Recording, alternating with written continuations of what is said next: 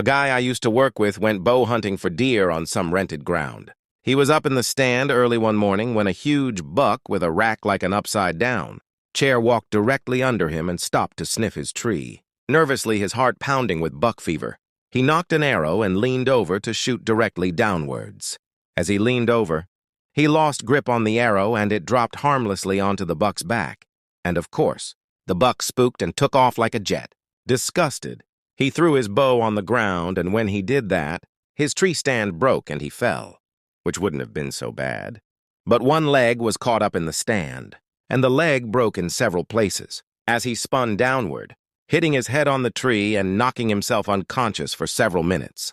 After he awoke, he had to do one of those vertical crunchers and extract the broken leg from the twisted remains of the tree stand.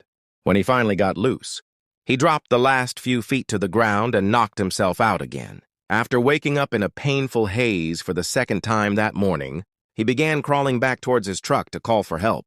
A local farmer saw him in the distance and thought he was a wounded deer crawling. He grabbed his shotgun, jumped on a four-wheeler, and headed out into the field.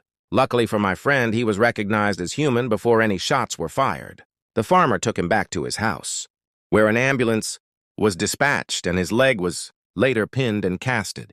His face was purple for a week, where he hit the tree on the way down and someone stole the bow before anyone could get back out there to retrieve it.